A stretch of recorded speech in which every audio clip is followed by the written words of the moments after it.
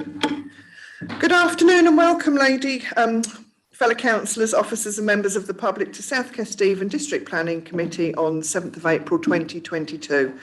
I am Councillor Helen Crawford, the Chairman of Planning, and I will be chairing this meeting today. With me as Vice Chairman, I have Councillor Penny Robbins. Thank you for stepping in, Penny. Right, housekeeping. I am not aware of a fire drill taking place today, so if the fire alarm does sound, then please vacate the building via the stairs. The meeting place is out at the front. Please can you ensure that all phones are turned off or to silent? Thank you. Please be aware that this meeting is being recorded and live streamed via YouTube. Could you ensure that when you're not speaking, your microphones are turned off? We have with us today Assistant Director of Planning Emma Whittaker, Senior Planning Officer Adam Murray, Senior Planning Officer Ellie Siller, Legal Services William Thomas, Democratic Services Amy Pride. Public speakers, please be aware you have 3 minutes to speak. You'll be advised when you have 30 seconds left. You may finish your sentence, but not another paragraph. Now go over to the Vice Chair for a list of public speakers. Thank you.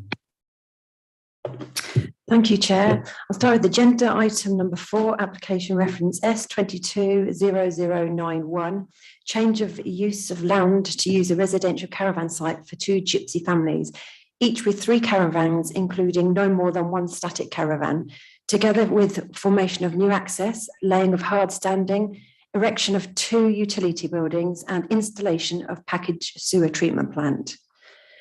The location is 1A The Lodges, Main Street, Carton Scroop, and the District Ward Councillor is Councillor Ian Stokes and Councillor Rosemary Cabery Brown. Unfortunately, she is poorly today, but a letter will be read out by the Democratic Officer who's on today. And the Parish Council is Johnston Calder from Carton Scroop and Normanton on Cliff Parish Council. Move on then to agenda item number 5. The application reference is S162816, residential development of 228 dwellings, formation of public open space, provision of access and associated drainage and engineer works at the land at Rectory Farm in Grantham. The District Board's councillor is Councillor Cathy Rice-Oxley and Councillor Mark Whittington. There is no parish councillors to speak today. Thank you. I'll carry on with item number 6, which is application reference S162819, and that's a residential development for 220 dwellings, formation of public open space, provision of access and associated drainage and engineering works. That's the land at Rectory Farm, Phase 1, West Grantham. Thank you. Madam Chairman, should I just say, did Penny actually mean items? She said items 4 for number 5, and I got it the other way. Item number 6 is any other business, so I'm assuming just for the record, Madam Chairman, I think you meant item 3 with the first one and not item 4. No, it's item 4 there. We've got item 3 now for agenda item. You're quite right. It's different. My apologies. My fault. Yes, we will be going with the agenda, but it will be the same things. So agenda item 3 is application S220091. Item 4, application S162816, and agenda item 5 is application S162819. Well spotted, thank you. So we will now go to register of attendance and apologies for absence. Thank you very much. Thank you, Madam Chairman. We've received apologies from Councillor Harish Bisnousting, Councillor David Bellamy, Councillor Judy Smith, Councillor Rosemary Cabery Brown and Councillor Gloria Johnson. We have Councillor Cathy Rice-Oxley and Councillor Paul Wood substituting for this meeting only. And if you're happy for me to, I'll just take a roll call. Councillor Helen Crawford. Present. Councillor Phil Dilks. Present, just. Councillor Penny Milnes. Present. Councillor Robert Reid. Present. Councillor Penny Robbins. Present. Councillor Ian Selby. Present. Councillor Judy Stevens. Present. Councillor Jackie Smith. Councillor Paul Wood. Yes, present. And Councillor Cathy Rice-Oxley. Present. Thank you. And just to note that Councillor Charmaine Morgan has not yet arrived. Thank you, Madam Chairman. Lovely, thank you. We will go to item 2, disclosures of interest. Do I have any? And if you think of one later on, it comes to mind, please let us know. We will go now to item 3 on the agenda, application S220091, and we have Officer Emma, no, not Emma, Ellie Silla, sorry, doing the presentation. When you're ready, please. Thank you.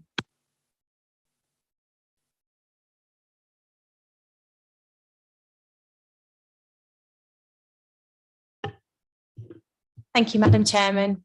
So this first application is reference S220091. So the change of use of land to use as residential caravan site to 2 Gypsy families with 3 caravans and no more than 1 static caravan each, together with formation of new access, laying of hard standing, the erection of 2 utility buildings and the installation of a packaged sewage treatment plant.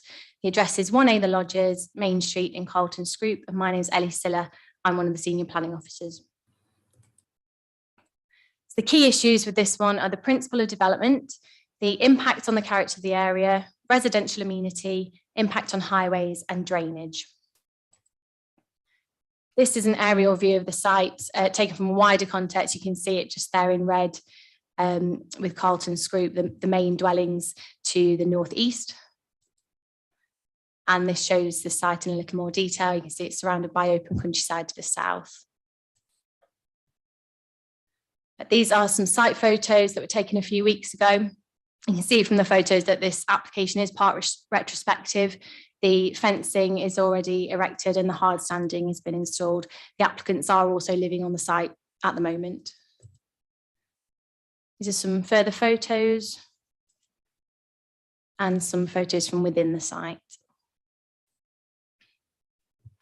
So this is the proposed site layout. It's indicative of where the caravans will be situated, shows the access. It also includes the visibility space as this was requested from LCC Highways. It's pretty self-explanatory, really. One of the objections that has been raised is that there's an issue with surface water flooding on the site, but this is a map that's been taken from the Environment Agency website. The site is just to the south of Main Street, as you saw previously on the site location plans. And it's in an area where it's at very low risk of flooding, according to that map. So on to the principle of development then. Policy H5, the local plan, is the main policy that we look at when assessing whether or not the location is acceptable in principle for a Gypsy and Traveller site. And it says that pitches will be supported where, and then it lists the criteria. So I'm just going to do a quick overview of each one. It is obviously in more detail in the report. So criterion A is that the site provides an acceptable living environment for its residents. We have to bear in mind with this one that the applicants own the site. It's a private site. It was their decision to cover it in its entirety with hard standing, and they want to live there, so it is acceptable to them. Criterion B is that there's good access. LCC Highways have no problem with the access. That's all acceptable. C is that it's in reasonable proximity to shops. It's acknowledged that there aren't any services within Carlton Scroop, but there are services at nearby villages within about 2.5 miles. So that is considered a reasonable distance. D is about flood risk. And as shown on the map, it's not in an area that's known to be at risk of surface water flooding. It's also in flood zone 1, which is low risk of fluvial flooding, so from sea and rivers. And then finally, the scale and layout of the site will respect its relationship with the settled community. So it's a relatively small site. It's close to the built form, but it's not considered that it would have, it would place undue pressure on the local infrastructure given the size. So there are a couple of other policies that I just want to draw your attention to. A national policy document called Designing Gypsy and Traveller Sites Good Practice Guide is used often when we assess Gypsy and Traveller sites, but this is for larger sites. So there's a paragraph in that document 1.13, and it says in the case of small private site development, It should be recognised that those sites are designed to meet the individual and personal preferences of the owner and may contain elements that are not appropriate or popular for wider application. It wouldn't therefore be appropriate to use this good practice guidance in isolation to decide whether a private application for site development should or should not be given planning permission. Another policy document is planning policy for traveller sites. It's a national policy document. Paragraph 27 says, if a local planning authority cannot demonstrate an up-to-date 5-year supply of deliverable sites, there should be a significant material consideration in any subsequent planning decision when considering applications for the grant of temporary planning permission. And that's applicable in this situation because as a council, we do not have an up-to-date 5-year supply of deliverable sites. So on to the evaluation, the principle is broadly acceptable as I've discussed in relation to policy H5. There is limited amenity space within the site, no play area, that is acknowledged. However, it's not considered unacceptable. And as we've said, it's a private site, they've chosen to live there. A further point with that is that because we haven't got any other available sites, the alternative may well be much worse than what they have currently. It could mean that they would literally be on the roadside on a verge, which obviously wouldn't be great in terms of amenity. There is some visual harm to the character of the area in terms of visual impact. There has been a hedgerow planted on the external side of the fence, which should help to mitigate this. But again, it's acknowledged that this would take time to establish. And then finally, highways haven't raised any objections regarding the access or highway safety, so that's considered acceptable. So the planning balance and the recommendation, just go through the points. The council cannot demonstrate a 5-year land supply for Gypsy and traveller sites. And as said, this is a significant material consideration as there's no alternative sites within the district that are available. The lack of alternative sites therefore outweighs the visual impact and amenity issues that have been identified and acknowledged. The local plan is currently under review to address the shortfall. And so because of that, we are recommending a temporary permission for 3 years from the date of decision in order that within those 3 years, the local plan would be reviewed and we would have alternative sites that are better and more appropriate that the applicants could then move on to.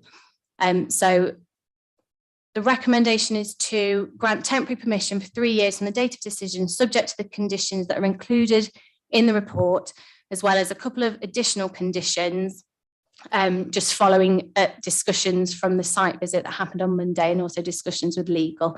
So we've got the first additional condition says, notwithstanding the submitted details, the construction of the utility buildings as shown on the proposed site layout plan shall not commence until details of the materials to be used in their construction have been submitted to and approved by the local planning authority.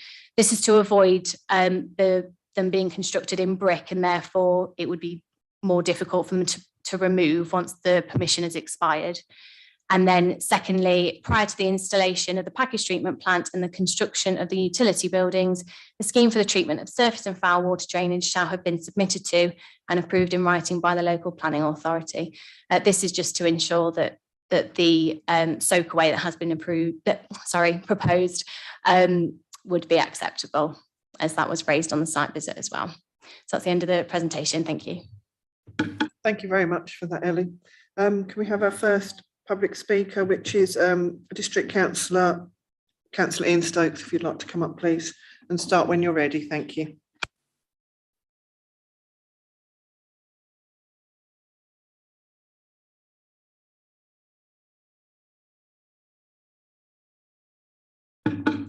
And as a ward member, you get 5 minutes. Aren't you lucky? Probably shan't need 5 minutes, but I must admit I'm extremely disappointed with the officer's recommendation, albeit now changed in the late papers to temporary permission. I have attended 2 meetings of the Parish Council and had a virtual meeting with Phil Jordan, together with the Parish Chairman. The concerns expressed at that meeting have not been resolved. The description of the site, well, it may be 0.11 hectares of land, but this has been part of an agricultural field for many years. When was the address actually issued for this site? Because it certainly didn't have one prior to the people living there. Number two, this application has been made fully retrospectively and not, as you state in your report, partially, because work commenced on site immediately upon the access of these people. The hard standing laid across the site in 1.2 was carried out after occupation and not before. I was made aware of the hard standing work and visited the site on the 19th of February 2022, after which I phoned Emma Whittaker on her mobile requesting her to phone me. I received no call back on this matter, but surely this was an enforcement matter. However, I consider that enforcement visits have been too late after the work has been carried out. Since the 2-metre gates were installed, have highways visited the site as vehicle turning in from the A607 caught hold-ups whilst the gates are opened?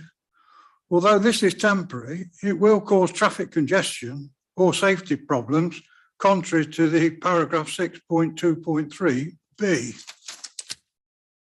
I consider that the points raised by County Councillor Morn are fully relevant in respect of SP4 and policy H5. SP4 clearly sets out the need for the applicant to demonstrate substantial support for an edge of village development. It is clear that local residents strongly object to this application and therefore the applicant cannot satisfy this requirement. H5.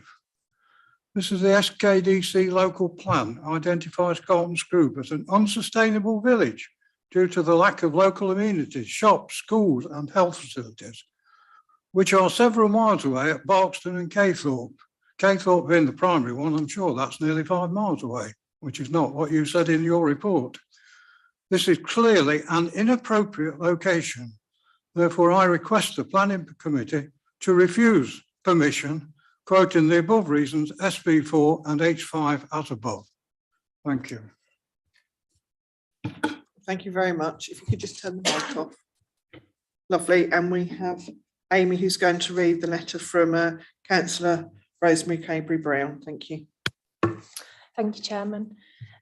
Firstly, I would like to apologise profusely to the committee and the council for not attending this very important meeting today owing to my illness, which has cut my mobility down considerably. However, I am still the member for Peascliff and Ridgeway Ward. Many of the parishioners and members of the parish council living in Carlton's group have contacted me recently, extremely worried regarding planning application number S220091 regarding change of use of land to use as a residential caravan site for 2 Gypsy families. I wish to emphasise my support for the report provided by the consultant Mike Sibthorpe, planning advisor to Carlton's group parish council. I have read this report a number of times and feel that he has done an extremely good survey of the land, lack of drainage and relevant policies to present to this committee, and there is no way that I could better it myself. I therefore 100% agree with his findings and would very much like the planning committee as it sits, and of which I should be a member with you, to take these policy issues into consideration. Taking land in open countryside to change to residential, which may only be for a small site of caravans at the moment, but could in the future well become an application for housing development. We all agree that gypsies and travellers do require sites for residential living. However, these sites should be allocated by the council within the area where there is provision for all the facilities families require and deserve. This is not one of these sites. The district council are well aware and have been for some time that they are lacking in not being able to find the correct sites, which would be closer to facilities, safer for children than adjacent to a very busy road. The entrance in itself, in my eyes, will be a major traffic hazard, of which Lincolnshire Highways will never agree with me. However, we cannot afford to wait until a child's life is lost. I cannot emphasise enough that the safety for both gypsies and travellers and residents alike are upmost in my mind when I ask this letter to be read out to you all, with sincere apologies for not being there to do so myself. Councillor Rosemary Cabery-Brown. Thank you, Amy. Right, our next public speaker is Parish Councillor Johnston Calder, please, if you'd like to come up and start when you're ready. Thank you.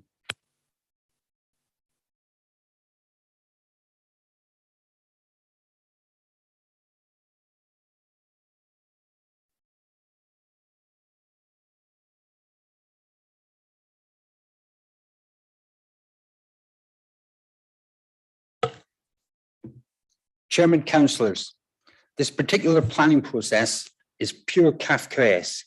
SKC planners are looking to recommend the application because the applicants have nowhere to go. They have nowhere to go because the local plan has not done the job and provided places to go. The Parish Council and SKDC submitted points based on policies primarily within the local plan. But just like reading a Bible, interpretation is everything. And while our points highlighted weaknesses against policies, the more liberal interpretation by SK planners accepted the application in good faith. SKDC says in its report that the application was in conflict with local plan policies. But never mind that it's not fit for purpose. You can stay there for 3 years in this unsuitable site. Hold on though, after 3 years in the unsuitable site, the intention is that there will be a more appropriate site available for the families to move into. We find this unbelievable in its context and unbelievable that plucking a 3-year timeline means anything.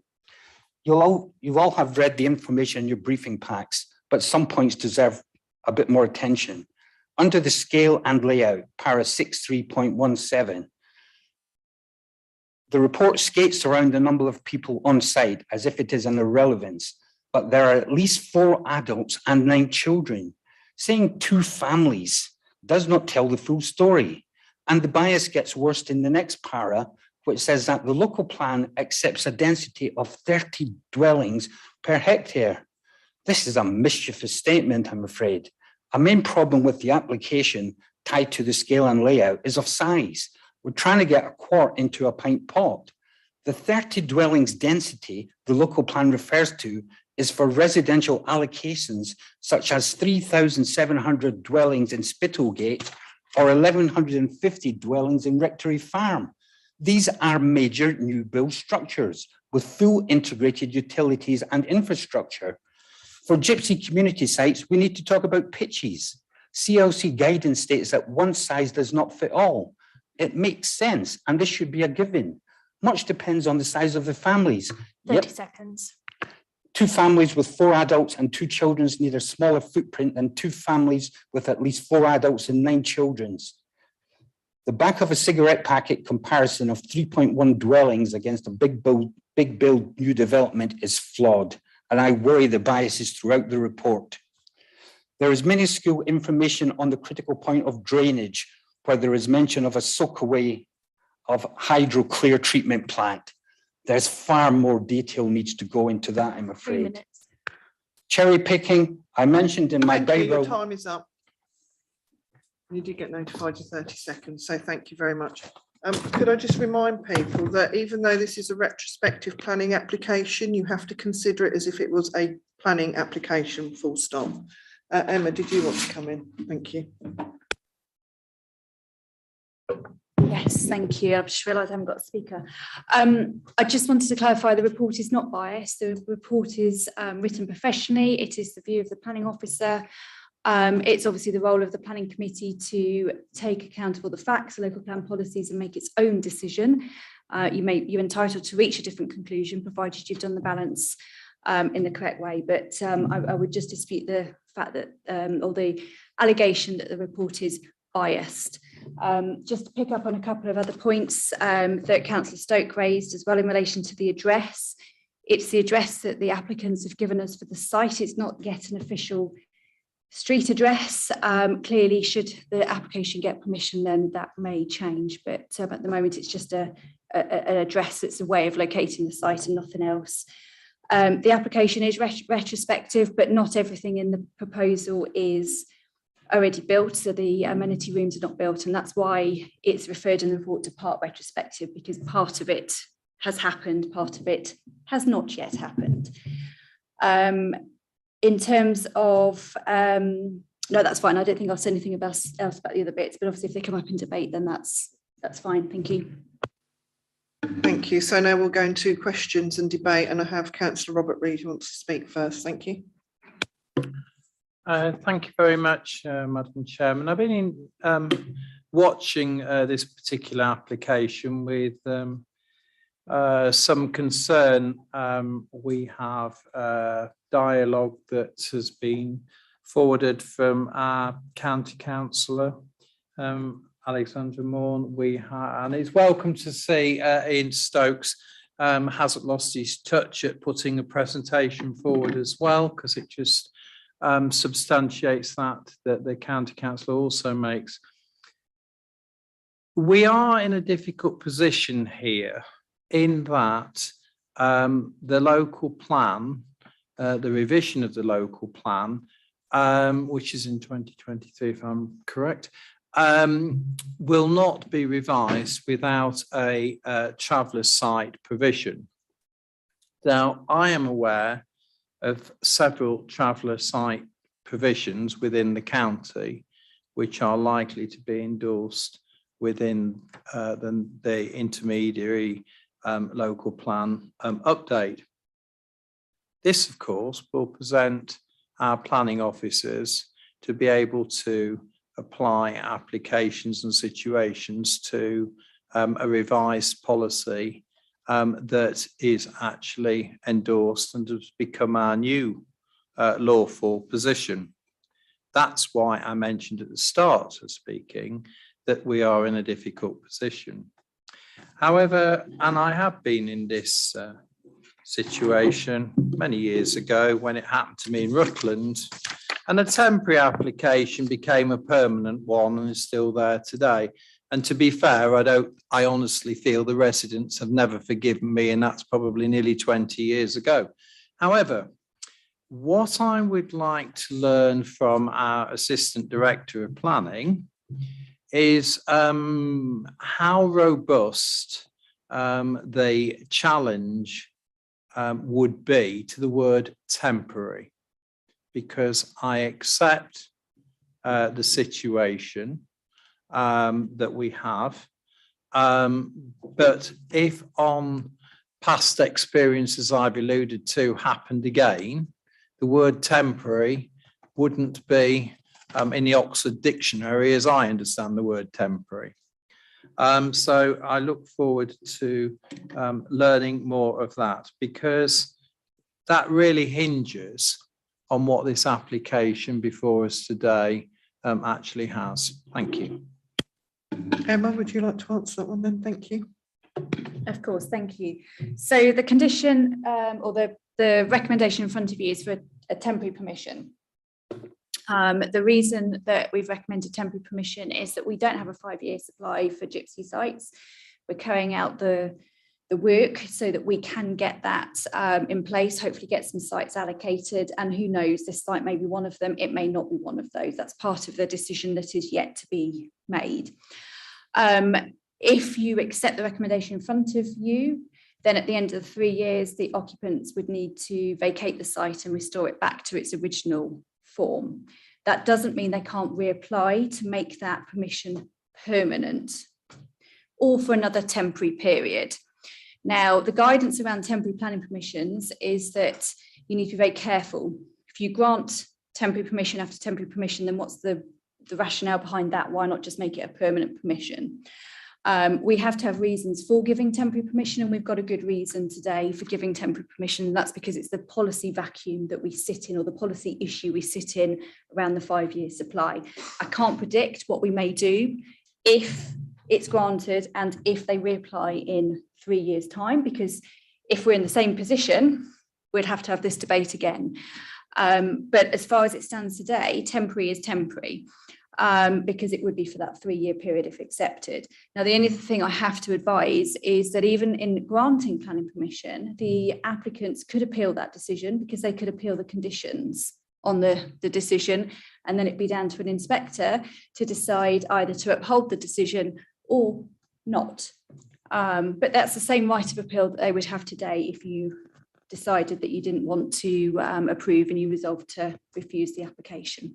Hopefully that clarifies the situation. Thank you. Did you want to come back, Councillor? I most certainly do. Thank you, Madam Chairman.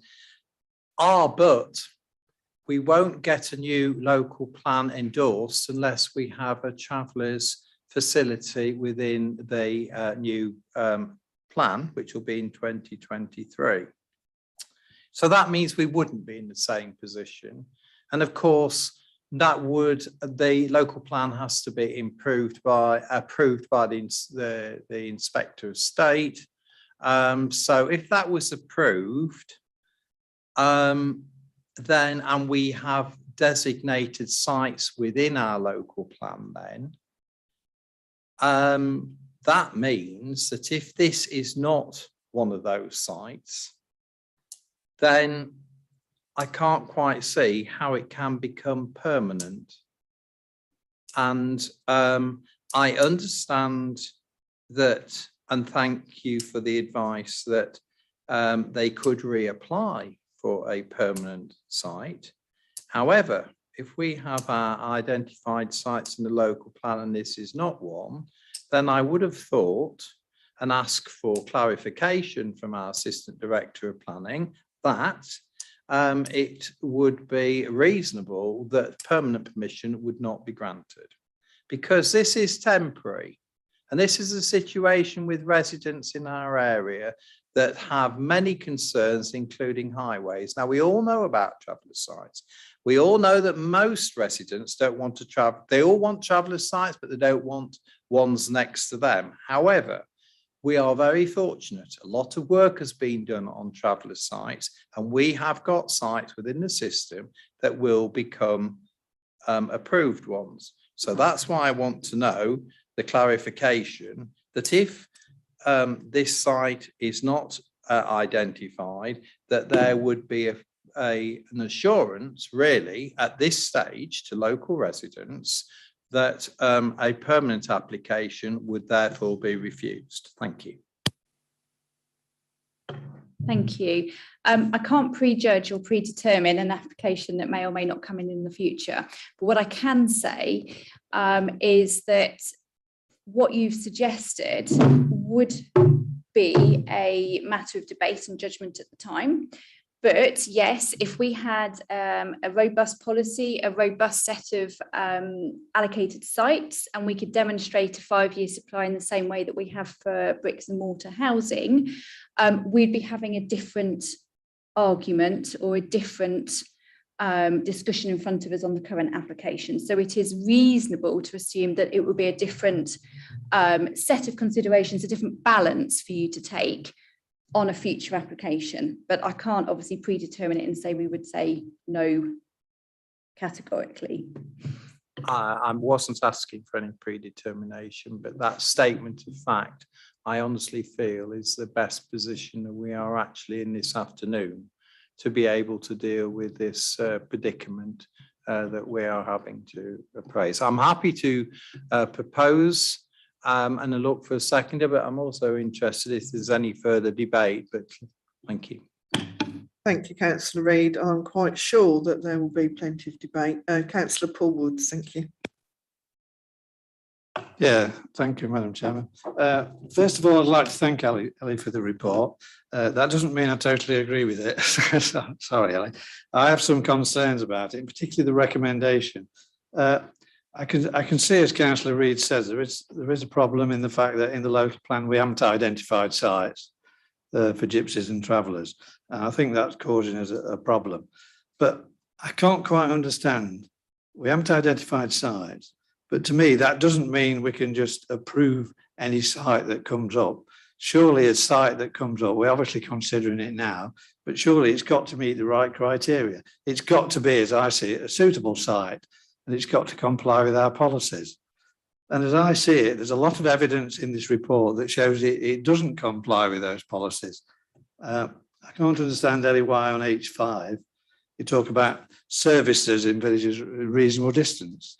To me, I know Carlton Screw, the nearest villages as I see it with any sort of facilities is Caythorpe, which is quite a long way off. I don't know quite how many miles, but it must be more than 2.5. I don't know about Barkston, but in Carlton Screw, it is a small village. There's a lack of facilities in Carlton Screw. There's no school, there's no shops. It's a long, stretched out village. And this site proposed is in open countryside. So I don't know what your class is services within a reasonable distance, but to me, they're not within a reasonable distance. there's also other policies it doesn't seem to comply with. SP4, it's talked about community support. It doesn't seem to have the community support. And SP5, it's not located within the built-up area. And I noticed on one of the, it's quoted, travellers' sites should be strictly limited in open countryside. To me, this is in open countryside. So yes, I can see we do have to have sites for travellers, and it's a shame we don't have them in the local plan, but we don't. But I don't think that should mean that we should just put them anywhere. I think the sites that they go on have got to be suitable for them. And I must admit, I'm struggling to see why this site is suitable. So my question really is location. When you talk about reasonable distance, would you let somebody, Emma or Ellie, like to qualify? What do you mean by reasonable distance? Because it doesn't seem like this site is within a reasonable distance. Thank you. So we don't have any policy to define what a reasonable distance is. So it is a matter of judgment. I have quoted what LCC, their stance on in terms of schools and how far they consider a reasonable distance to be to travel to primary schools, which I believe was 5 miles. And there are schools within 2.5 miles from the site. So for that reason, it is considered a reasonable distance. It's not far to Barkston to drive to Barkston. There's also Ancaster and Caythorpe where there are a range of services. So it's for that reason. Yes, it would be better if it was sited in a place that had services within the village. But as we've said, this is a balanced decision. So that's why it is considered reasonable in this instance. Come back. So I think we accept it is in open countryside. We don't disagree with that. It is open countryside. From what you said there, I think we also agree it's not the ideal site. It's certainly not an ideal site. So the planning decision is a very finely balanced decision. Would you agree with that or not?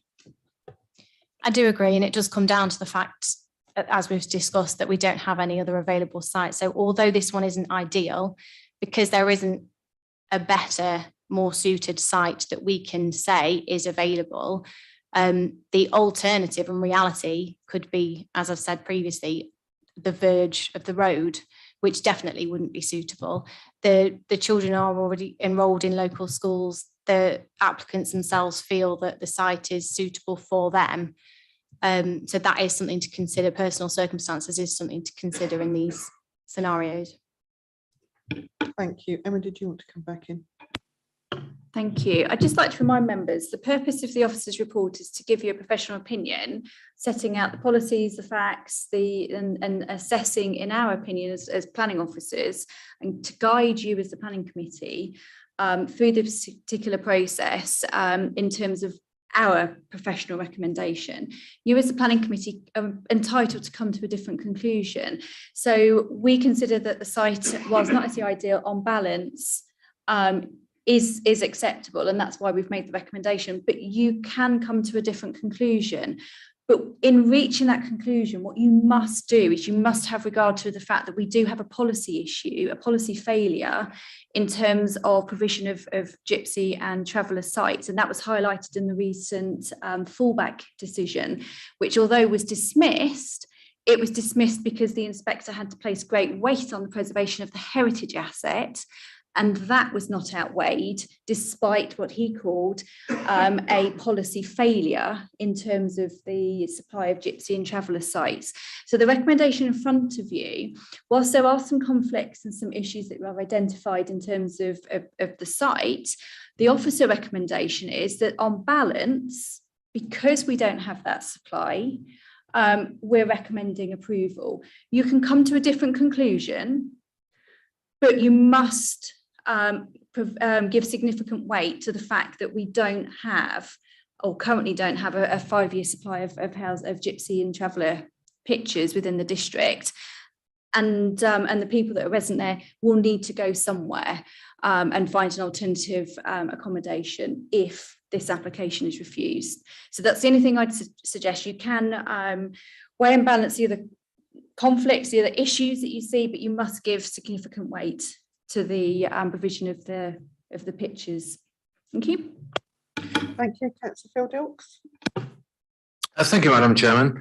I thank our senior planning officer for the factual report that you gave to us, and for Emma's comments, which have really just really. I was going to say that, yeah, if I can say that. So I've got to say, I've got huge sympathy for the councillors who've come here today, and I thank them, and for Councillor Rosemary Cabery-Brown for those points. I've got huge sympathy with local residents over the application, but this application highlights once again a failure by this council to provide the sites that we have long been required to provide.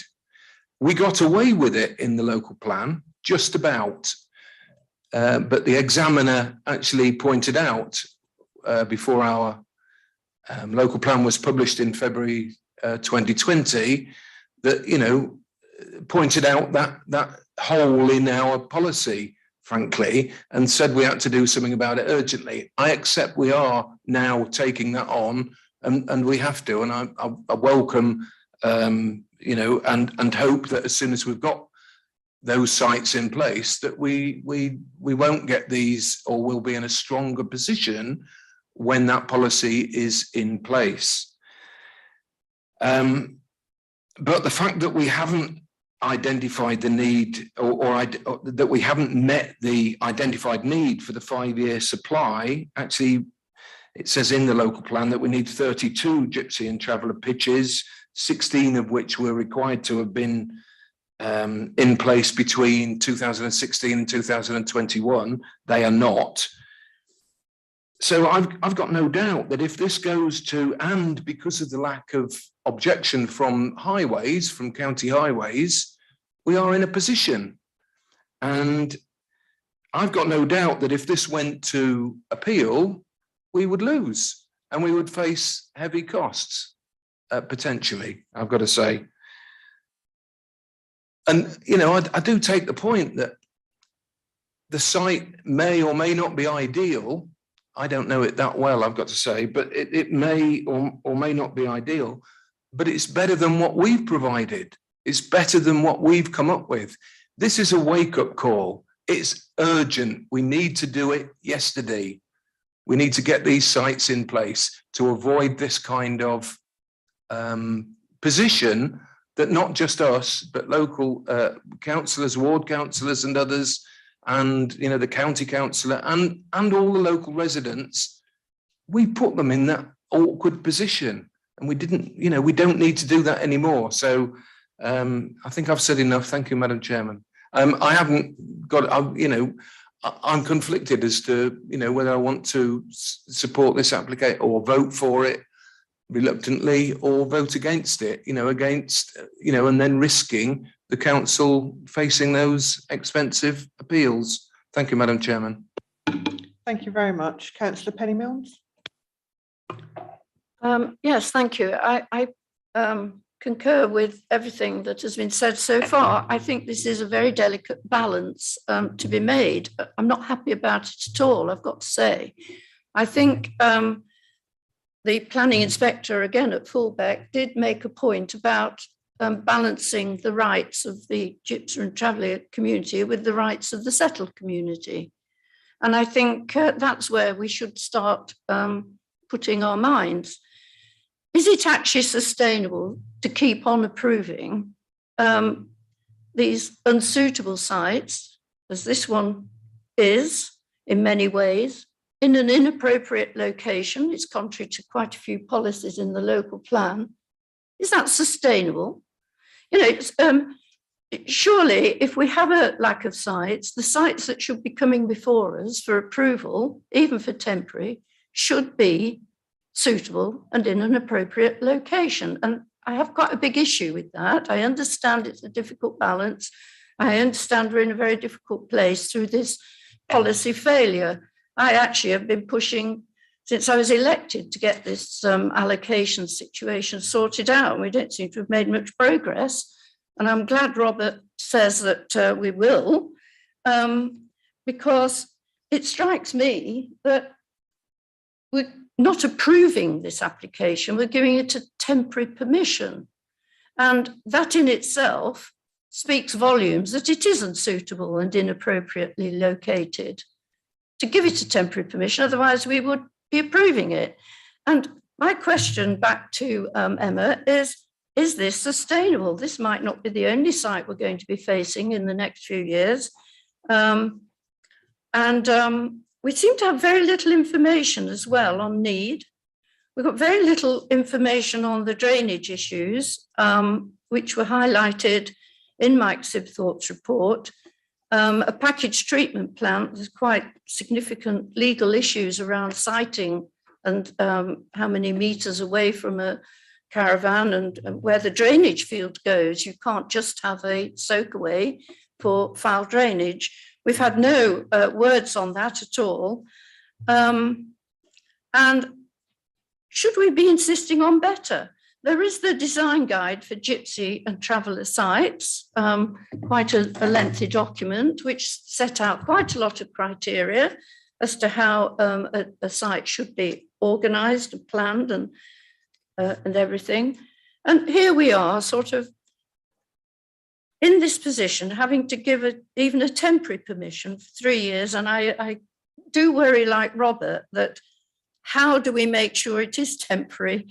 The planning inspector in the first appeal at Fullbeck wouldn't do a temporary permission on the basis that she wasn't convinced that we would have the sites by then. There was no guarantees, and therefore to put the applicants in that position of a temporary permission with all the works that are required, digging in the drainage and the septic tanks and everything, wouldn't be suitable. I mean, there were lots of other issues as well, I accept. This site also is quite contradictory with paragraph 26 of the PPTS. It just doesn't seem to fit any of those criteria. So I am worried that we're in a position now where we're only thinking at the moment of approving unsuitable sites in unsustainable and inappropriate locations simply because of this allocation issue.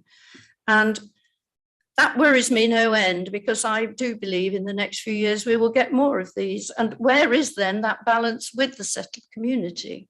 We've heard a lot from the parish council and the residents, the ward councillors and the county councillor about this. And I think I'll leave that in the air for now, because I think that needs debating.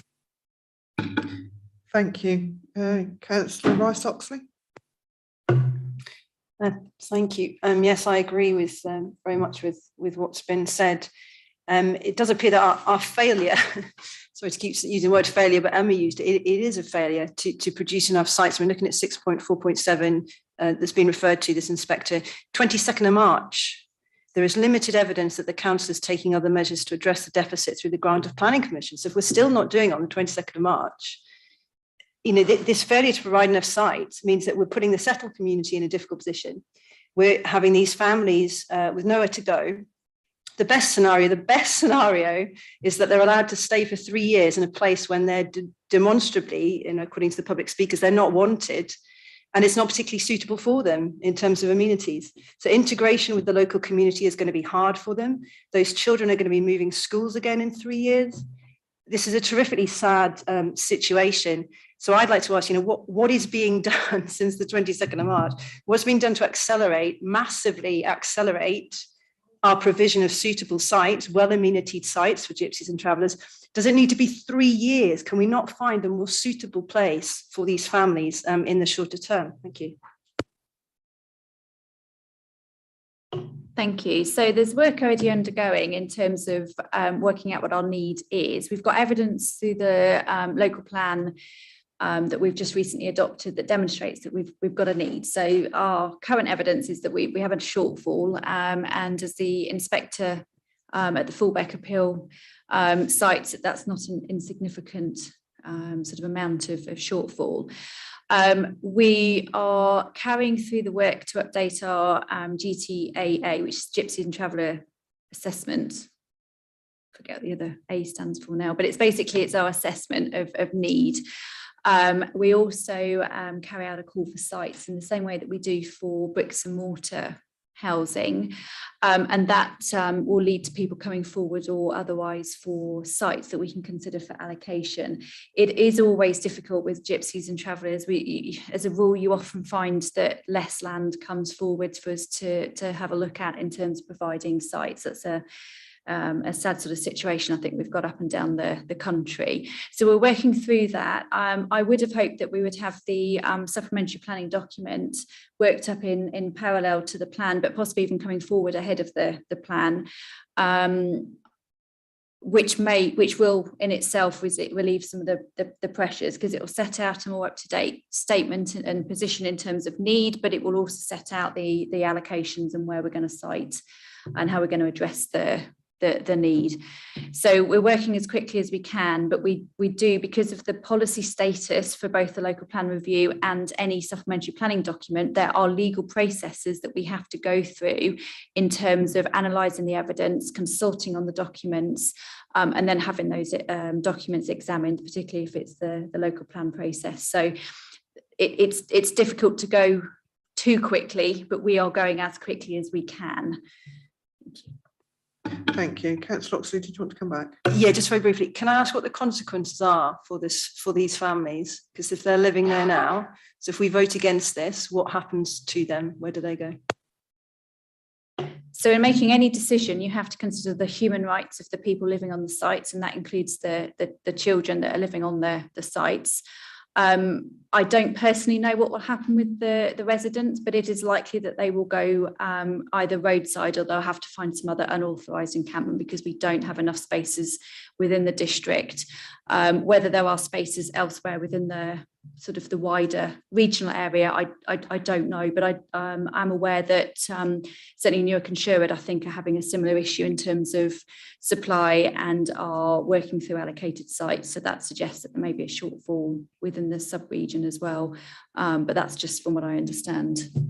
Thank you very much, Emma. Councillor Judy Stevens. I mean, we've all done very well in stating the blindingly obvious, really, which is that we haven't got the required allocation for travel and gypsy sites.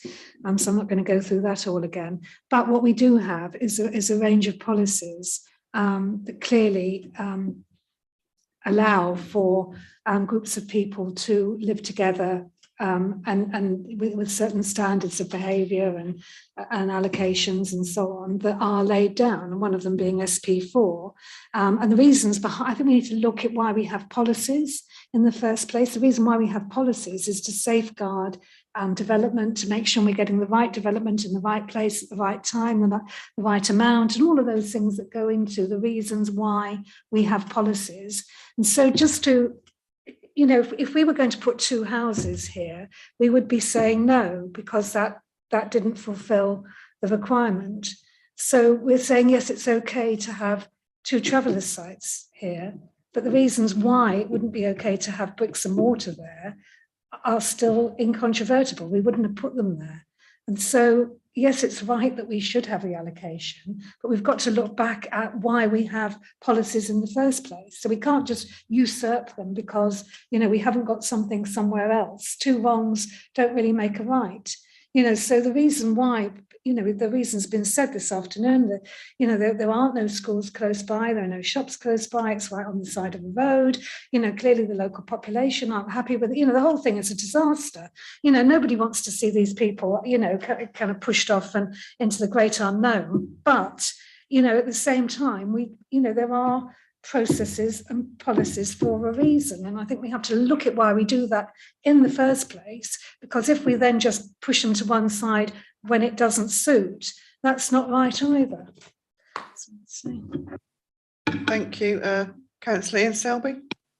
Thank you very much, Madam Chairman. First of all, thank you very much to Ellie for the presentation and for your comments on the site visit, so thank you for that. There's, as it's been said, absence of a 5-year supply and the policy. There is a policy vacuum. It's been identified, as we say. Just want to address some of the comments that's been made, Madam Chairman. I may not be popular for saying some of these things, but however, the open countryside part of the argument that's come forward. Well, if it is open countryside, then there's houses 100 yards down the road in both directions. So they're in open countryside as well, I would suggest. It's not, as Councillor Stokes has said, that it was part of an agricultural field. Well, I've got Google Maps here, Madam Chairman, and the Google Maps, as we know, a little bit outdated, and you can clearly see on here, Madam Chairman, which I use this quite frequently, it's very helpful when planning matters. The site in question is actually part of a shrubland and trees part of by the side of the road. It's not part of an agricultural field, so that's not quite right. So, and if arguments are going to come forward against these people, then they need to be good arguments. I mean, we've heard the argument about the shops, the schools, the health facilities being within reasonable distance. Well, the same can be said for the people that live in the village. These people, they like travelling. They're called travellers. They're called travellers for a reason. Their name is on the tin. So, I've met quite a number of these people in the past, and in my view, quite respectable people in my view. And if we move them, then where are they going to be moved to? That's the question. I agree with what Councillor Dilks has said with his comments. The council probably will have costs to face if this goes to appeal, and very likely we would lose it. There is a bus stop right next door to this site as well, Madam Chairman. It should be noted. I think I'll call it a day at that, Madam Chair. But I'm not quite sure which way I'm going to vote at the moment. But it's very likely that I'm going to be supporting the officer's recommendations, Madam Chair. Thank you. Thank you. Emma, did you want to come back in again? Thank you. Yes, thank you. I just wanted to clarify something that was said, and it was the comment around if this was 2 bricks and mortar houses, we probably would have just refused the application. At the moment, in terms of bricks and mortar houses, we've got over a 5-year housing land supply, so we're not in what we call a tilted balance scenario, where as a material consideration we would have to give significant weight to the provision of housing as a significant benefit in terms to a scheme that was not allocated, i.e. outside of the local plan allocations. We're in a slightly different scenario here in terms of the Gypsies and Traveller sites, because we don't have the 5-year supply, so we do have to give significant weight despite the conflict with the local plan. And as I said before, it's still a balanced decision. You're still entitled to come to a different conclusion as to what the officers have. But I must urge you, you must have regard, and you must give a significant amount of weight to the fact that we don't have a 5-year supply. But I just wanted to clarify, there is a difference as we stand today in terms of our local plan and our policies between what we're debating today and if we were debating a house, a conventional house, because of the differences in the policy situation with our 5-year supply position. Had we not had a 5-year supply, as which some of our neighbours don't have, and I've certainly worked in that situation before, then I would be urging you to give significant weight to the additional housing in that balance. Thank you. Thank you. Councillor Penny-Robin, do you have a question? Thank you, Chair. I just wanted to ask, there doesn't appear to be any waste disposal plan at the moment. If we are minded to approve it today, will it be on, what plan will come forward? Will it be on the local SKDC rounds? Yes, it would, I believe so. Yeah, council. Thank you. Councillor Robert Reid. Thank you, Chairman, for allowing me to come back. It's actually to really give a point of information. Listening further to the dialogue of both Councillors Wood and Dilks, sort of making an assessment of the suitability of the site, I think I would be right making reference, Councillor Wood, to a site that we similarly had to look at the side of Long Bennington, very close to the A1.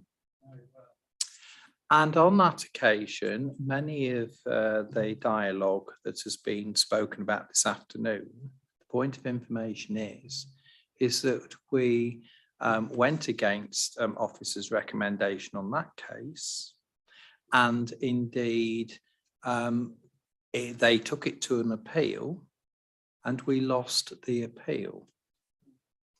And that is why the weighting of my decision takes in past experience in making a recommendation in the first place. It's not because I want to do, it's on past evidence as to why I have made the recommendation and the point of information. Yeah, yes, thank you. Councillor Paulwood, you've got a point of order. Thank you. Yeah, just Councillor Reid, that's not quite right. On the one you're referring to, the application was refused by the council. It's gone to appeal. The appeal hearing's not been heard yet. It will take place later on this month. The Fullbeck one is different. The Long Bennington one you referred to goes to appeal hearing later on this month. So at the moment, it stands that the council refused that application against the officers' advice. Thank you. Councillor Penny-Mills.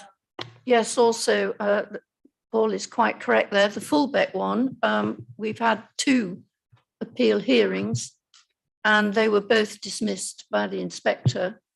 There were some different circumstances to that site, but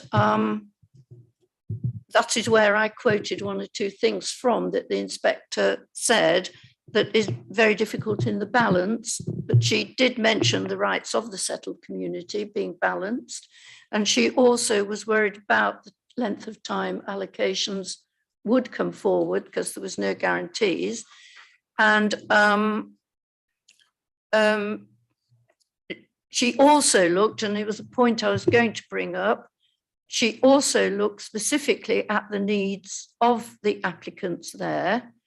I don't see here we've got much information on those needs of the applicants in this case. I'm not sure if we've had a Gypsy liaison officer report, but the inspector in the hearing at the second appeal specifically asked one of the applicants where he'd last been living and why he left that site.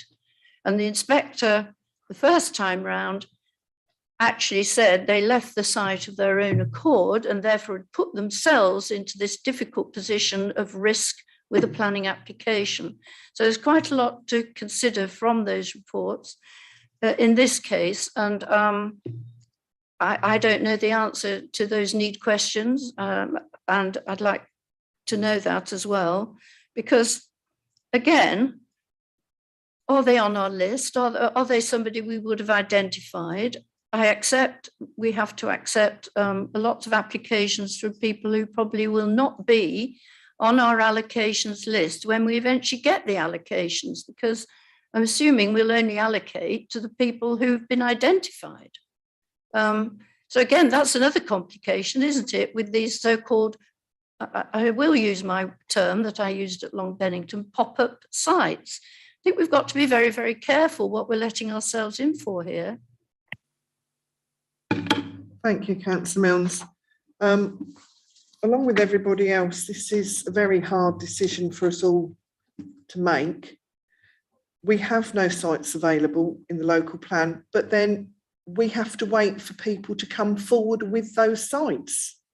We can't demand them from people. We do have to wait for people to come forward with the site. So that is half the battle. It's a hard decision and it's a real balance. That's what I've got to say at the minute. Does anybody else wish to speak and debate?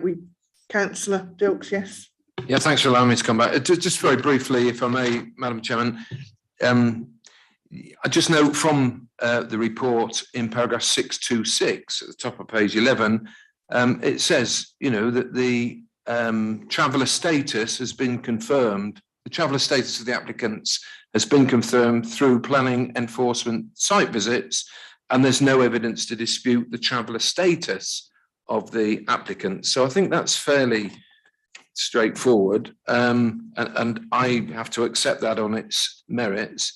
And then further on page 13, halfway down, it talks about reasonable distance to, and as Ellie's already alluded to, reasonable distance is defined as 5 miles for primary age kids and 10 miles for secondary age children in straight line distance, the only thing I would just sort of say is, I think someone said earlier that the children involved here have been registered in local schools.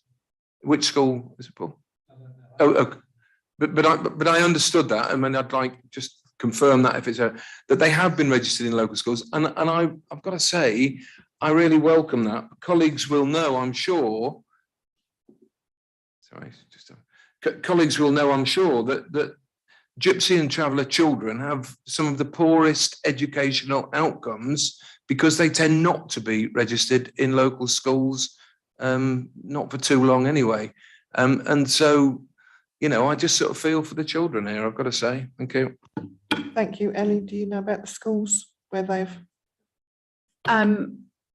Yes, they've been registered in local schools, and that's part of the initial discussions that we had when the enforcement officers went out on site. I can't tell you, obviously, for obvious reasons, which schools, but yes, they have been registered in local schools.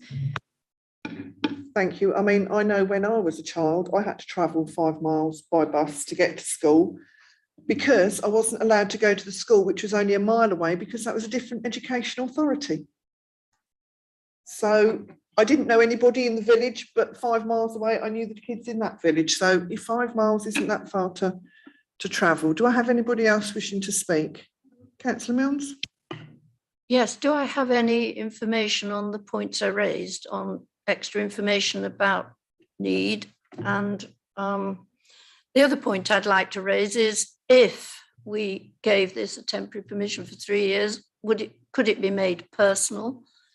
And also, if we were to give it an approval, the hedgerow, which is apparently there to make it blend into this open countryside, and I do take issue with Ian on this, it is open countryside, it's on the opposite side of the road to the built form of the village. So it actually is obtrusive into the open countryside when viewed from the southwest and the northeast, very intrusive. The hedge is doing nothing to relieve that at all, and won't for donkey's years, I don't think. And it's also not in keeping, is it, with the position or character and nature of adjacent development. So I'm not so sure we would even permit 2 brick-built houses, even if we were in need, because I'm sure there would be more suitable infill or edge of village sites that we would make sure they went to. So we are going against our own policies, and I think we do need to bottom the need, and we need to bottom the conflict with the PPTS and the design guide before we go ahead, because what worrying me is this will set a precedent. I know that's not a word we can talk about both ways in planning, for other sites that could potentially come our way under these circumstances. And I still think, you know, if we're going to approve these sites, they should be suitable sites. And this one isn't, clearly, is it? So I don't think it's a sustainable way for us to go forward. And I'd like some comments on that, because I think that should link to the need as to where the applicants were living before and why they left, as to what their need is. And I don't see any information on that. Thank you. Emily, did you want to come in and answer those? Thank you. Thank you, Councillor. In terms of the individual needs and where they've come from before, the information that I have is that they were previously in the Essex area, but they were roadside. They have moved up here. Obviously, they own this site, they've bought this site so that it's a more suitable site for them. In terms of need generally, there obviously is a need. It's being assessed at the moment. The point you made about open countryside, I have stated in the report that I do consider it to be open countryside. That also links into SP4. That's why I haven't assessed it as SP4. It would be SP5. SP5 as a policy, it doesn't preclude Gypsy and traveller sites. And obviously we have H5 as the main policy to look at. And then in terms of national policy, it says that we should avoid isolated sites within the open countryside. It doesn't say they cannot be in the open countryside. A lot of the time, Gypsy and traveller sites, particularly the larger sites, would potentially have an essential need for the countryside location. So there's nothing that says it precludes these types of sites from the open countryside, but it needs to be well related to an existing settlement, which in this case it is. So that's the point I just wanted to raise on SP5. Did you want to come back? Yes, thank you, Ellie. It is open countryside, obviously. I think the upsetting thing about the site is the intrusive nature into that open countryside. It's not well related to the nature of the adjacent development at all. And that is what makes it rather stark. And with fencing around it and a hedge not growing for years, it just does not fit there, does it? It's just not landscaped. They're meant to be landscaped, open. They're meant not to be seen, to be cut off from the community around them. This one clearly is built like that. And again, it's all these unsuitabilities start to add up, don't they, in this balance that's very tricky, that is worrying me on this site and any others that are coming along. I think it's a terrible situation that we're in, both for the Gypsy and traveller community themselves, because I think they should be coming to the council and asking for criteria before they buy a site and decide what they do. And that is due process. I think it's in the NPPF and the PPTS. That way we can give criteria so that we don't end up with unsuitable sites coming forward, and then we can approve them. I mean, that's the way we should be going, isn't it? I would love to approve sites if they're suitable. I just can't bring myself to approve unsuitable sites in an inappropriate location. And I think that's the problem with this particular one. So I just wait to see what everybody else thinks, but that's my view. Thank you. Councillor Ian Selby. Thank you, Madam Chairman. Wouldn't it be nice if the council could identify some suitable sites for these people? Keep everybody happy then, that would, wouldn't it, Madam Chairman?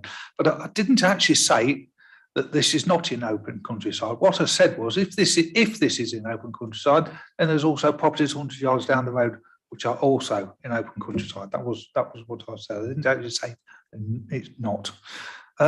Also, just to add, Madam Chairman, well, I've driven past this site many times. Sometimes you hardly notice it's there, because in my view, it's well hidden by the trees. Yeah, still dilemma. Which way do we vote on this, Madam Chairman? Good question. Thank you. Do I have anybody who wishes to speak in debate or ask any more questions? Because I think we're kind of going round the houses again. Everybody's spoken, said their thoughts. Councillor Jackie Smith, you want to come in?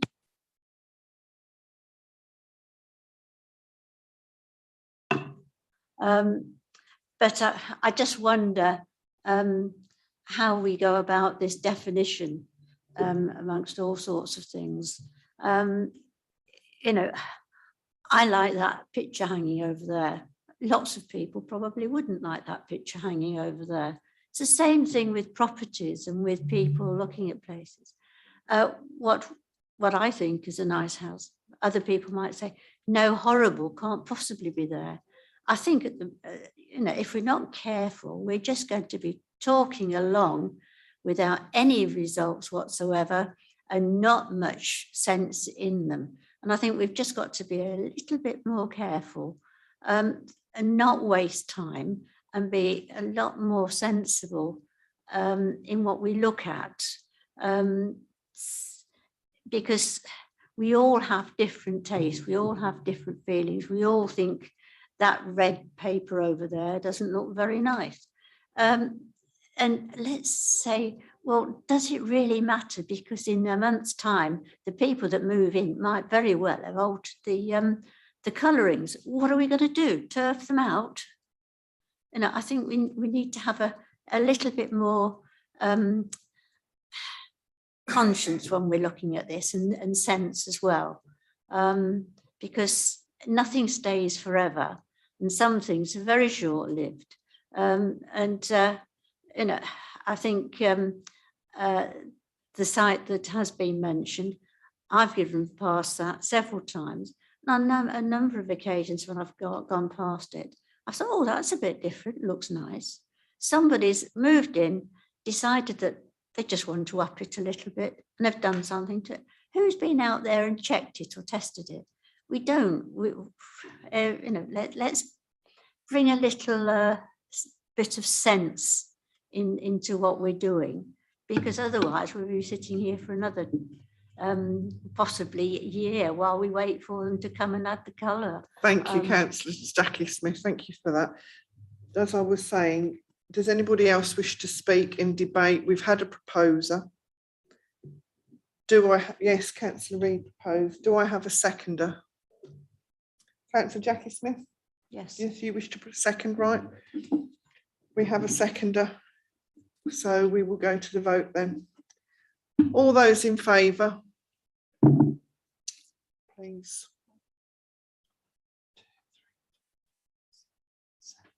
That's 7-4, against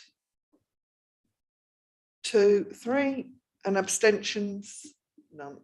That's been passed then, thank you very much.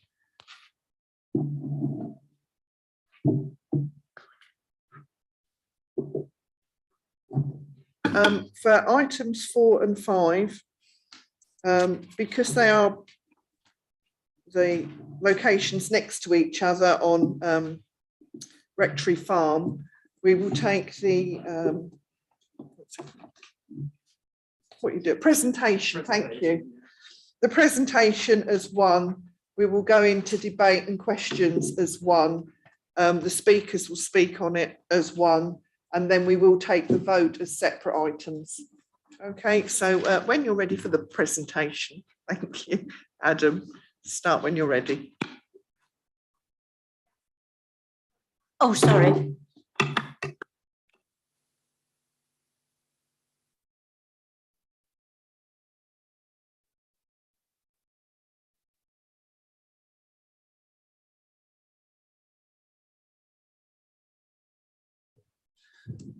Thank you, Madam Chairman, and good afternoon, members. Yes, as Councillor Crawford said, this is agenda item 4 and 5 collectively. So this is S162816 and S162819.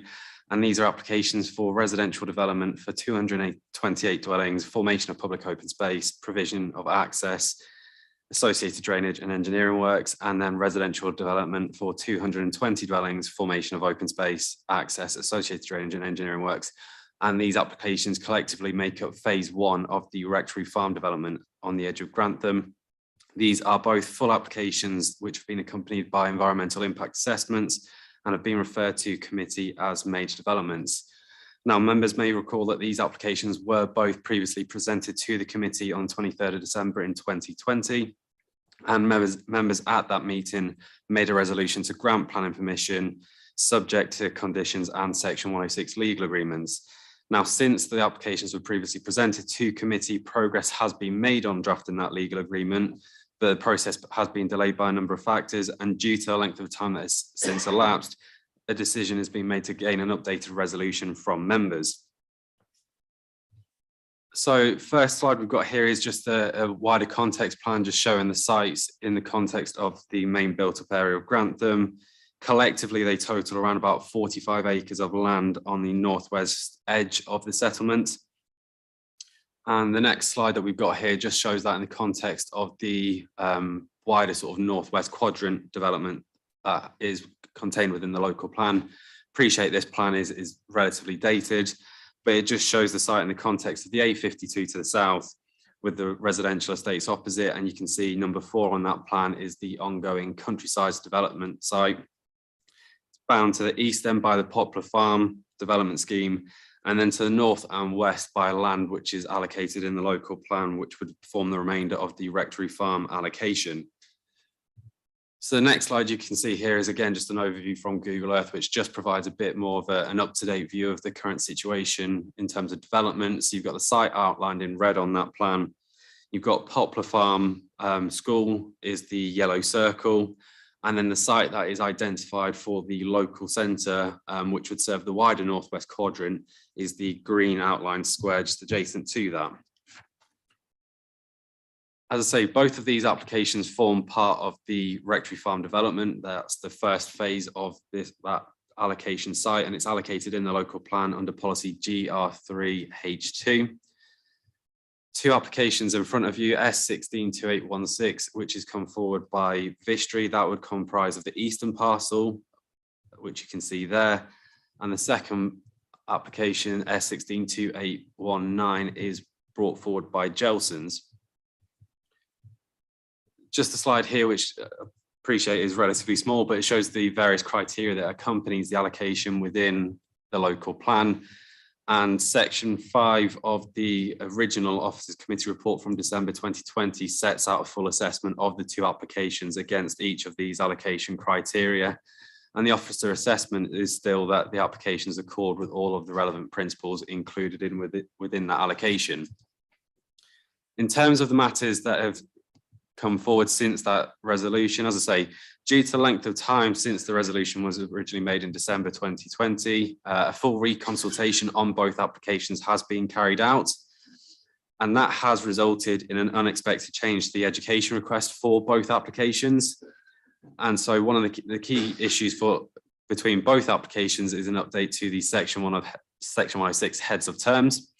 In the case of the Linden application, the Vistry application, the reduction in the request for education is from approximately 1.4 million down to circa £890,000. So a reduction there of around about £500,000. And then with the Gelson's application, so S162819, the reduction there's from around about 1.26 million to 820,000. So the total reduction there is around about £440,000. Now, LCC, as the local education authority, have stated that the reduction in the contribution request is due to additional capacity now being available. And members may recall that both applications, when they previously came to committee, discussed how they'd been subject to detailed viability testing, which identified that sites would only be deliverable with a reduced affordable housing contribution of 10%. Now, in this case, take into account the reduction in the education contribution, officer's assessment is that it would still not be possible to increase the affordable housing contributions on both of these sites. And that is due to the fact that these sites are now expected to be responsible for delivering the A1 and A52 junction upgrade works. There's a number of proposals around the main area of Grantham, including the designer outlet village and Spittlegate Heath Garden Village, which are reliant on those junction improvement works taking place. It had previously been expected that those alternative schemes would come forward first in advance of these applications, and therefore would have been expected to bear the cost of those works at that point. It's now expected that this Rectory Farm development would come forward first, and therefore will have to take on those costs. And the cost of those works at the moment are estimated to be in the region of about £1.6 million. Those costs weren't previously included within that viability test, and as I say, because it wasn't expected that these developments would have to bear that cost. So the officer assessment in this case is effectively that the reduction in education costs would be offset by the increased build cost then associated with the junction improvement works. In any case, it's proposed that the Section 106 agreement would include a review mechanism or an overage clause, which would essentially mean that if the site, as it comes forward, it does prove to be more viable than currently anticipated, a proportion of any additional profit generated by the site would be payable to the council to then be used on providing affordable housing elsewhere, potentially within later phases of the Rectory Farm development. Now, alongside that element of Section 106 heads of terms, the Gelson's application has also involved updates to the house types, and that's effectively to reflect their latest range and to reflect the current market trends. So in the vast majority of cases, the house types that have been updated are essentially just updated versions of the previous house types that were submitted. So you can just see examples on the slides here. But there are a couple of examples where 2 new house types have been proposed. So there's one new 4-bed property proposed, which is proposed to be used on 4 of the plots, and then one new 3-bed house type proposed, which will be used on 8 of the proposed plots. That obviously then means that there's a minor amendment in terms of the housing mix as well. So there's a slight increase in the number of 4-bed properties as opposed to 3-bed properties on the site now. But the overall assessment is that the housing mix generally remains in accordance with that previously submitted and still remains in accordance with the policies. And there has also been a slight change because of the change in house types. There's been a slight variation as well in terms of the actual orientation of properties within the plots, etc. On the whole, though, the actual main principles of the development, so in terms of the access, those main through routes, the locations of the open spaces, those remain unchanged. So in terms of, you can just see there a slight composite plan which shows sort of the changes compared to the previous version. As I say, in terms of the overall evaluation, then principle of development has been considered acceptable. It's allocated in the local plans, considered to accord with the allocation criteria, and it forms phase 1 of that Rectory farm development. Design quality is considered to be appropriate for its context. Those changes to those house types are still considered to be appropriate and would remain in accordance with the allocation principles and the Rectory farm development brief supplementary plan and document. Changes in the housing mix are still considered to be in accordance with the policy. And as I say, from the Section 106 contributions perspective, those are considered to be appropriate, and a review mechanism would be in there to capture any excess profit if there is then potential then to deliver affordable housing. So on the whole, the evaluation remains the same as previously made in December 2020 on all other matters which have been unchanged. And therefore the recommendation is to delegate to the Assistant Director of Planning to grant planning permission for both applications, subject to conditions and subject to legal agreements on both applications. And I'll hand back to you, Madam Chairwoman. Thank you very much, Adam, for your presentation. Councillor Cathy Rice-Oxley, you wish to speak. You're speaking as a ward member, so therefore we'll just let everybody know that you will not be taking part in debate or vote. Thank you. So your 5 minutes will start. Thank you.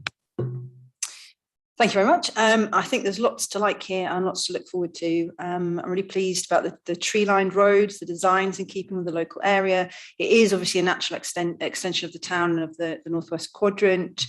I think good consideration has been given to the look of the Barrowby Road and the entrance to the town. We should sort of herald the entrance to Grantham on that side, which we don't currently, and I think that'd be good. I'd just like the committee to think about various things during the debate, if you wouldn't mind. Firstly, 5.1 on page 45. I'm pleased to see that there's 52,000 contribution to the new community centre, which was outlined on the map before. That's going to be near the Poplar Farm School. Just wondering what the trigger point is for this. The centre's really needed already to give a focal point for the Poplar Farm community, as I know in Bourne at the Elsie Park Community Centre is a really excellent focal point for that community and brings it together. So I'd like to know, when the trigger point for that is, what sort of timescale is for that. 5.5.11 to 5.5.15 about the A1A52 junction. I'm sure it's all very sensible to people in the know. It reads very vague to me, that. It reads very vague, very uncertain about who pays for that, because it's about who finishes their build first. And I just think, I'd like the committee to make sure that is set in stone, that sort of no one can refuse to pay for it in the end, that it does get done, because it will be definitely needed on that side of town. And finally, 5.5.6, the Ghost Island Junction instead of the roundabout. It mentions the downgrading of Barrowby Road. I understand all the lorries are going to go to the Southern Relief Road. However, if we look at the picture of how many houses are coming to Poplar Farm and Rectory Farm over the next several years, I'm not sure, well, maybe the technical term is downgrading of Barrowby Road, but there's going to be a lot of traffic on that road. There's going to be a lot of cars on that road. So I'd just like an explanation of why they don't think a roundabout would be sensible there. But in general, lovely, very excited. Thank you very much. Thank you. And we have Councillor Mark Whittington come and speak if you want to come up there. Thank you. There's also ward member. Are you not? Oh, county councillor hat on. Sorry, I didn't mean to downgrade you.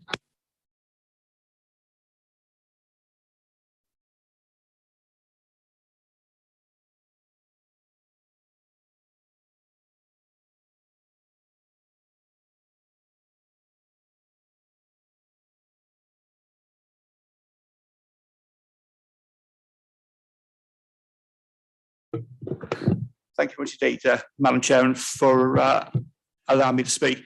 As I said, I'm really not particularly overly too concerned with some of the designs of Rectory Farm because I've been through the planning documentation, everything looks fine. My concerns really, and why I'm here, is a number of concerns that have been raised to me by residents of Barrowby regarding the A1, A52 road junction that Councillor Rice-Oxley referred to previously. And I think Councillor Rice-Oxley made the very, very important point that one of the issues at the moment that I think a lot of residents face is this uncertainty really as to who exactly will pay for it. You know, it seems to be a question of what's finished first.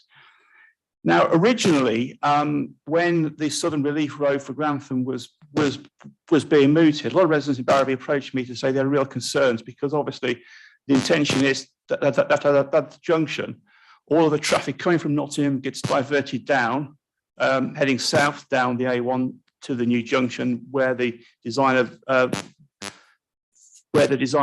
village is supposed to be.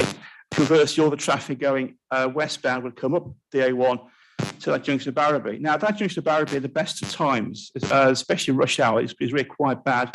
There's been a number of accidents along that little stretch, several fatalities in recent years as well, because it is a very, very nasty junction to pull out of, especially if you are coming off the northbound slip road and to turn towards Nottingham or turning to come into Grantham. Lots of near misses there as well. Madam Chairman, I just wonder, I'm awfully sorry, but I am having difficulty. I'm sure there's in hearing there's a glitch somewhere. I just wondered if we could sort it out.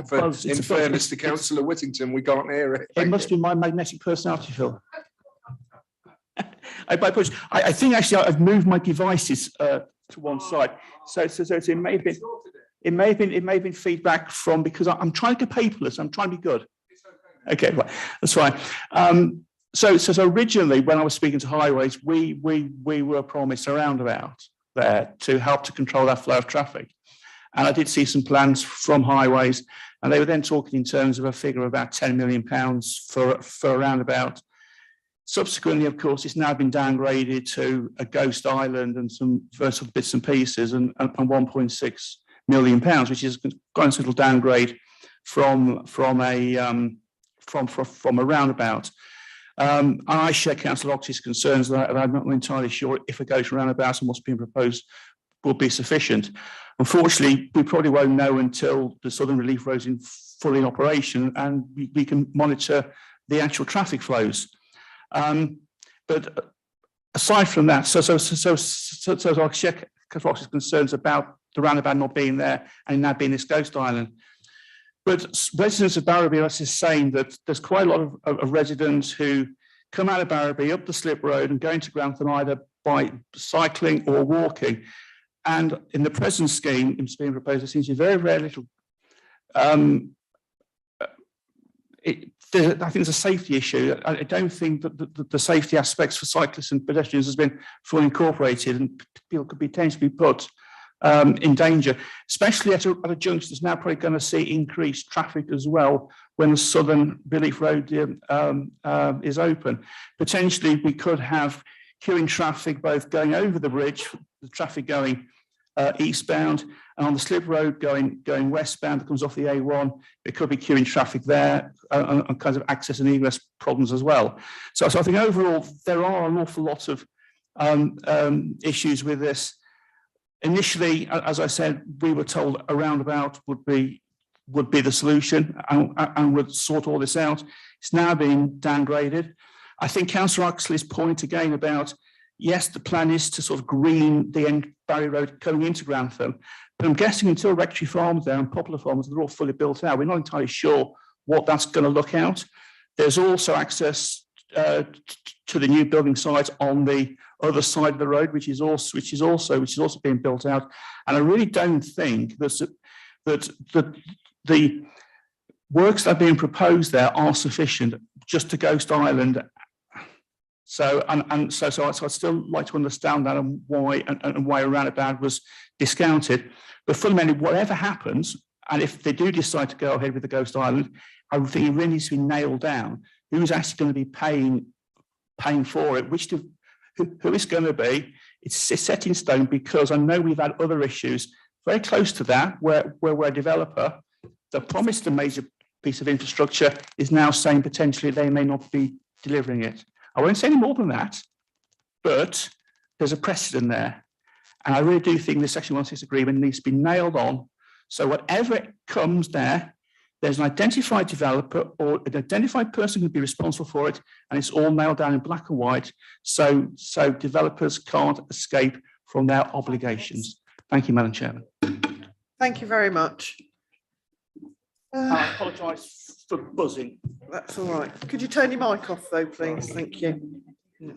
Councillor Robert Reid, thank you. As a point of information to the relevant county councillor, when we also had to approve this application in December 2020, we were very disappointed in having to approve it with only 10% affordable housing. So his sentiments, when where I will use a correct term, endorsing the 106 agreement, is wholeheartedly agreed. Thank you.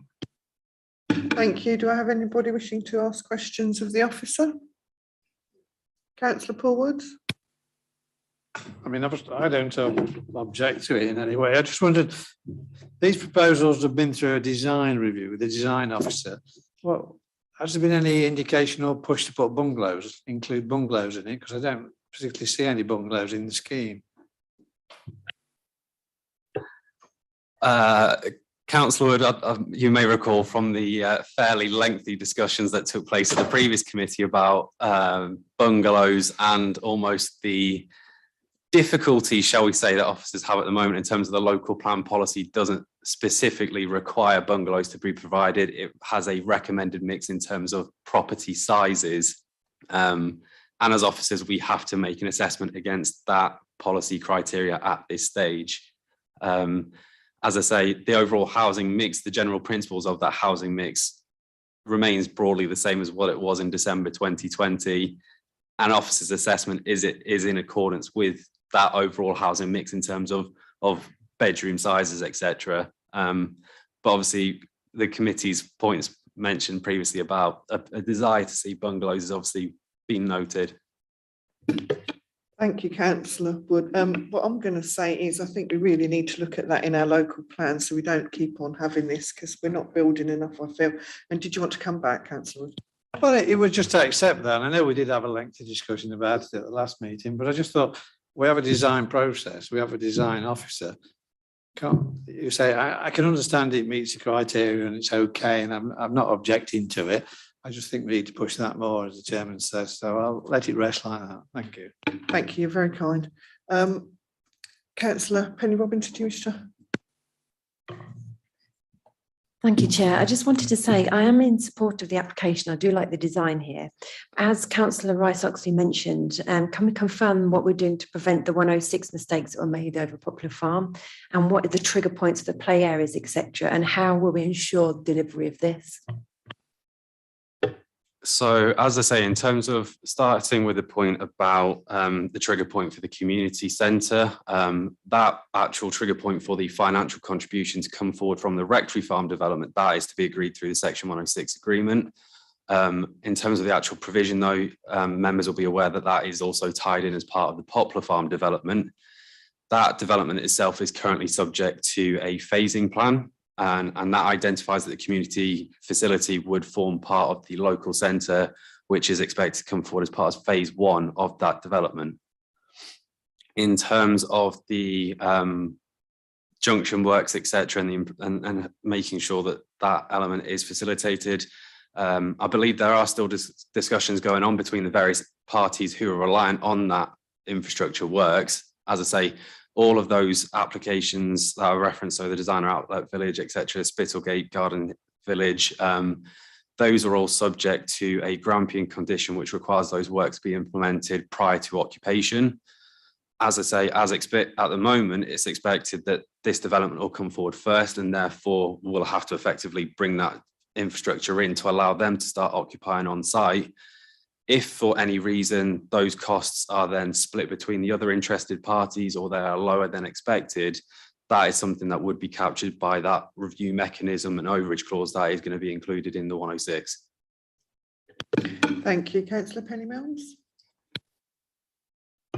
Sorry, I was just going to go back to bungalows again. I know it's probably an old argument that we've been having, haven't we? But what is the point of policy H4 then? And the words running up to it, you know, we're getting an older and older population significantly. People being able to live close to their families. Older people want to live nearer family houses where their families live. So I can never understand why within those words, policy H4, we don't have a case for bungalows. Thank you. I think you were away last week or the week before, so you probably missed the lengthy debate we had about bungalows. The long and short of it is we do want to have mixed and balanced communities. We do want to have housing which is suitable for all. For those that do have an accessibility need, it's actually more about single floor living. It's not necessarily bungalows, which is the only solution that we could plump for. But it's also down to sort of the available evidence that we've got. So we've got evidence about housing mix. We will also have evidence about affordable versus market, and we've got some evidence in terms of older persons accommodation. But what we don't have, and this is the point that Councillor Crawford was referring to, is a specific, we need X number of bungalows across the district, and therefore that's the difficulty that we have. In terms of insisting, we will keep asking. I promise you that on every pre-app we will ask, can we have some bungalows? But at the moment, until we've got some clearer evidence and guidance around specific need that we can put in there in terms of the mix, it's going to be really difficult to insist on bungalows, I'm afraid. Thank you, Emma. I'm not quite convinced by all that because, you know, the need is on page 40 of the local plan. And whilst bungalows aren't specifically mentioned, I think what I'm saying, if we read into it, is that bungalows are very much in demand. There's a big shortage of bungalows. If the price of bungalows is anything to go by, huge demand. We're getting an older and older population, mobility problems and everything, and wanting to live nearer their families. I understand that only too well. So, okay, we don't have exactly the word bungalows, but is there not enough in there to know what we're talking about? So I assume that you're referring to in particular sort of the paragraphs around 2.41 and 2.42 on the local plan. That's around older persons, and it obviously talks about mobility and sort of dementia need, as well as extra care and elderly accommodation. Quite often some of those units come forward in blocks of flats actually, in terms of sort of care, either care villages or older persons accommodation. But it gives us enough to indicate that we do need to deal and provide accommodation for persons with specific dementia and mobility issues, but no, the solution is not necessarily bungalows. There isn't a set answer. And also, if we have bungalows, are we going to be restricting those to people with certain mobility needs? I know people who are younger with no mobility issues that are quite happily living in bungalows. So yeah, I think we're on a difficult situation at the moment, if I'm honest, in terms of saying categorically we need X number of bungalows, I'm afraid. Thank you. Councillor Dilks, and I'm not looking at you because of old age and bungalows. Put me down for a bungalow. I'm actually, yeah, Penny in coming back, and Emma has actually covered the point, really. It's, H4 is about meeting all housing needs. And it specifically talks about new housing proposals shall take account of the desirability of providing retirement accommodation, etc., etc. So whilst it doesn't say bungalows, it is about meeting a specific need of the elderly population. So, I accept what's done. I'm not against the proposal. I'll be voting for it, but there's a danger of getting into the same argument that we had last time, but it's a valid one. Thank you. Thank you. Councillor Judy Stevens. Just to further that argument, I think bungalows is a particularly horrible word, but that doesn't mean I don't support having more of them, obviously. And I'll say about the Deeping, the Deeping's neighbourhood plan questionnaire, that came up very, very strong and loud in that. But single floor living, every time you say that, I imagine that we're going to be consigning people to living in some sort of bunker. So that really does trump bungalows in terms of expression. And I think I just think I want to put it out there. So thanks. Thank you. Councillor Reid. Yeah, thank you very much, Chairman. To me, the concern with this application, and indeed looking at the two together, is connectivity with neighbouring popular farm and the way that they actually integrate and become become part of the community of Grantham, because it's very much on the curtilage and the way it moves through. Now, there has been one mention this morning, this afternoon, to Elsie Park. And the earlier phases, as we all know from Bourne, we did have difficulties with connectivity. Now, and I know we had dialogue on this, sorry to go back to it, but on 23rd of December 2020. Now, as I see it, we have looked through the connectivity, and it does seem to connect by way of footpaths, cycleways, and roads. However, to endorse what we've been asked to be mindful and very careful of with the 106 agreement that our local county councillor has had to say, I know that this has been through design pad. However, there have been some significant complaints from Popular Farm and the developer's response. And I think we need to remind, because I think that's all we can do at this point, but we remind the developer in the permitted rights of development that the design criteria needs to be adhered to, and of course it joins the list potentially for enforcement down the line. However, that said, I will be supporting the application, but I think they are very important points to be mindful of, and I am aware of a meeting that did take place with county and district and our planning department to actually try to sort out some of I don't want to say inefficiencies, in the defects that actually needed to be rectified, and then we shouldn't need for our future residents to have to make the same demonstration to get the permitted development curtilage to be adhered to. Thank you. Thank you, Councillor Reid. Do I have anybody else wishing to ask questions of the officer, speak in debate, make a proposal? All gone very quiet. I'll make a proposal then for agenda item 4. We all seem to be happy with. I'll propose that we accept the officer's recommendation. Do I have a seconder? Thank you, Councillor Penny Robbins.